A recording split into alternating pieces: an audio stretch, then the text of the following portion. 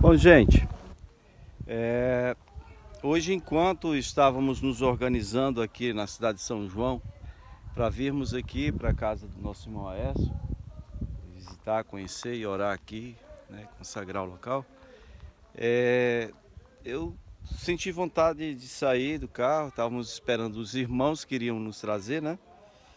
E então eu me dirigia na mesma rua do irmão Igor. Me dirigia até o cemitério local de São João. Fui até o portão, dei uma olhada lá para dentro e vi aquele silêncio, sabe? E lembrei das mensagens que alguns crentes têm feito aí ultimamente, né? Nesses ambientes, né? E não é sem razão que eles dizem que realmente ali a balbúrdia acaba, as contendas têm fim, as porfias incessantes não se vê ali, só silêncio. E aquela ideia de que sempre tem lugar para mais um ali. Aquela ideia de que todos nós vivemos uma vida passageira e que ninguém sabe realmente o momento de sermos chamados para estarmos com o Senhor. Isso os que têm o Senhor. Ainda ontem eu estava falando com parentes da minha esposa, na cidade de Russas, que nós, como cristãos, discípulos do Senhor Jesus, falamos do amor de Deus, falamos das promessas de Deus, não porque isso seja imposto para nós. Na verdade, existe uma ordenança do Senhor quanto a isso, mas não é a ordenança que nos faz falar do amor de Deus. É o fato de amarmos as pessoas e o fato de não termos na nossa mão o controle total da nossa vida para definirmos o dia em que seremos chamados. Eu queria só deixar essa mensagem para você que porventura estiver vendo esse vídeo aí. Você já parou para pensar que amanhã pode não existir para você? Você já parou para ajustar a sua vida diante de Deus e sentir, perceber, entender o valor, né, o preço da salvação que Ele providenciou, entregando o seu Filho Jesus, né, para morrer em seu lugar? Você já teve um tempo assim para isso? Se não, meu conselho para você é: faça isso hoje. Procure se acertar com Deus hoje. E talvez você que está me ouvindo diga: bom, mas eu já sou salvo. Ok, você é salvo? Então, dá uma olhadinha em Hebreus, na carta aos Hebreus. Diz assim: olha, como nós escaparemos se negligenciarmos tão grande salvação dada pelo Senhor, né? Anunciada pelos patriarcas, né? Pelo Senhor aos patriarcas, depois confirmada, anunciada por Jesus e confirmada por poder do Espírito Santo. É necessário que nos apeguemos com maior firmeza às verdades que temos ouvido. Queridos, o fato de você se sentir salvo, ou estar salvo realmente, como diz a palavra, também não muda muito o contexto do que eu estou dizendo. Tanto faz você ser salvo ou não ser, tanto faz você conhecer ou não conhecer Jesus. Lá no portão do cemitério tem uma mensagem bem clara para quem tem sabedoria suficiente para entender o que é a vida. E essa mensagem é que ela é passageira e que o dia de amanhã pode ser só uma proposta. Ninguém tem poder sobre o dia de amanhã. Então, fiquem na paz do Senhor, fique com Deus. Se você ainda não tem contato, não tem ainda aceitado a salvação de Deus, as demonstrações de amor e de cuidado de Deus para a sua vida. Eu aconselho que você faça isso agora. Não espere para amanhã. Jesus está voltando. Isso aí, meu povo. Rapidinho aqui, só compartilhar com vocês uma palavra que foi ministrada na ceia do Senhor, na última ceia, agora sábado passado, dia 3, se não me engano. Eu editei uma palavra do pastor, do evangelista John Piper, né, dos Estados Unidos, onde ele falava que, resumidamente, seria isso. 3 coisas que nós precisamos ter de Jesus para nos tornarmos testemunhas eficazes, né, eficazes do Senhor. E ele colocava que a primeira coisa no caso, você ter um chamado avalizado e selado pelo Espírito Santo, um chamado onde o Espírito Santo estivesse ali testificando da presença dele, da aprovação, né, dele para a obra que você estiver fazendo. A segunda coisa, no caso, seria verificação de que Jesus realmente está vivo, que ele venceu a morte e que, portanto, ele é imparável, a obra dele é imparável, né? Isso está em Atos 1, do 1 ao 3. E a terceira, ainda na segunda coisa, fala a respeito de você ter uma experiência pessoal com ele, né? Onde você coloca em paralelo ali o Jesus das Escrituras, que você conhece muito bem, porque você estuda, né? Você lê a Escritura, e o Jesus, pessoa viva, atuante, com o qual você deve ter um relacionamento diário, né?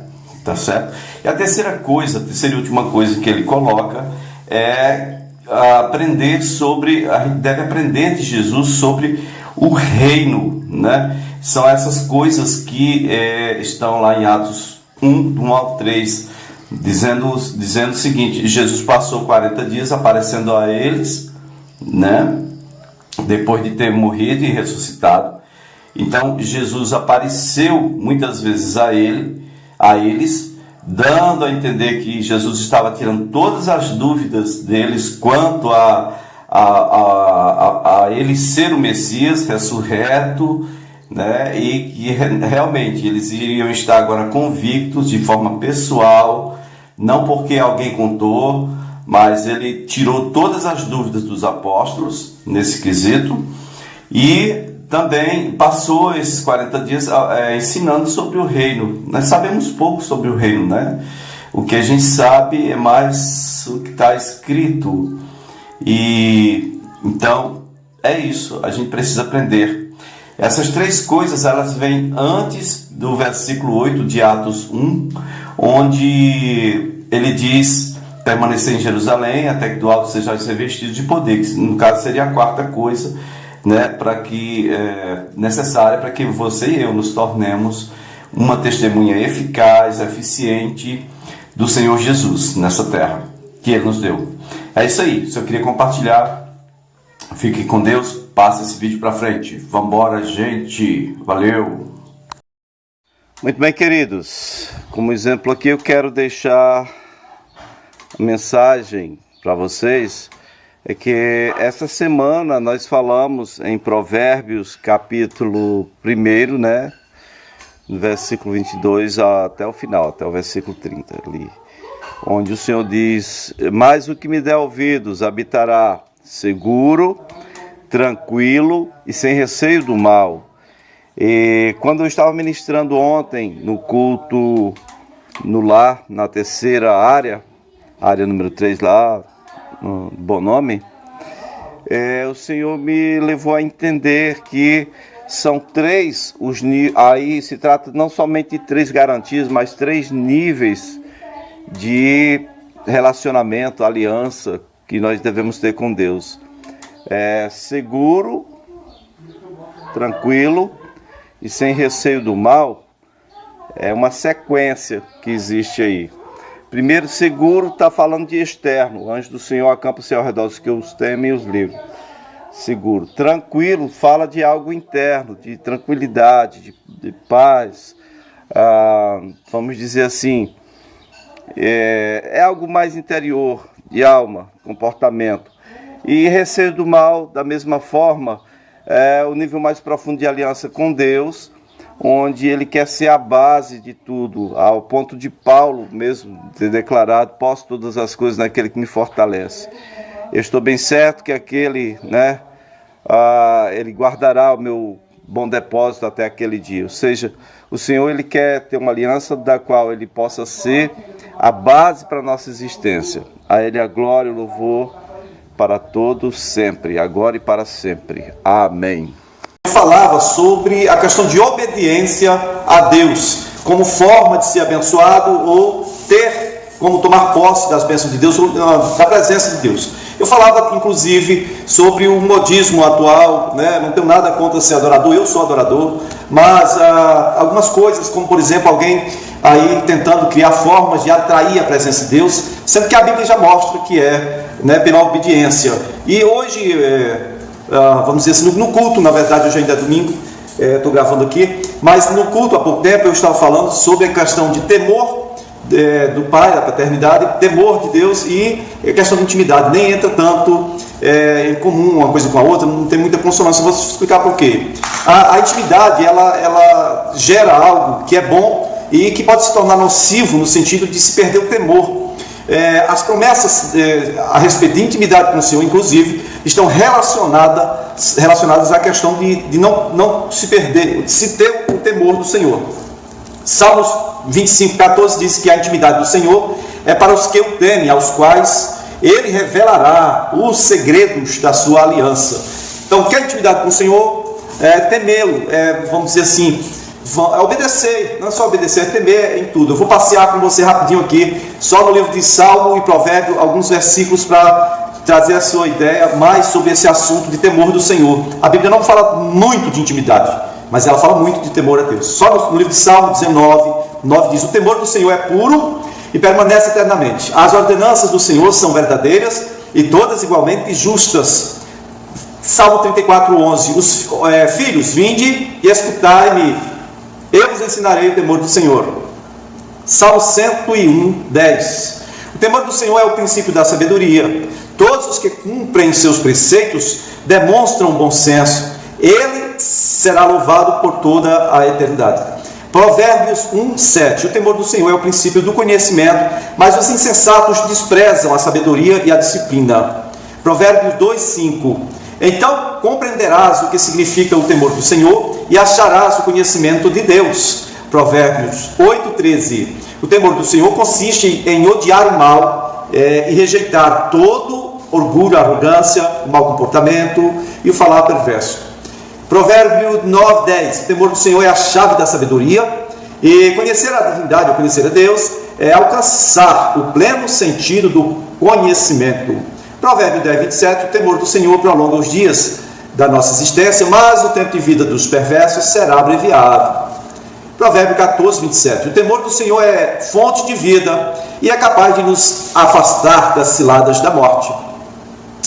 Provérbios 15:16: é melhor possuir um pouco de bens com o temor do Senhor do que ser rico e feliz. Diga-se feliz, Bom, Provérbios 15:33: a sabedoria ministra o temor do Senhor e a humildade antecede a honra. Provérbios 16:6: por intermédio da misericórdia e da verdade se faz expiação do pecado, e pelo temor do Senhor o ser humano evita todo o maligno.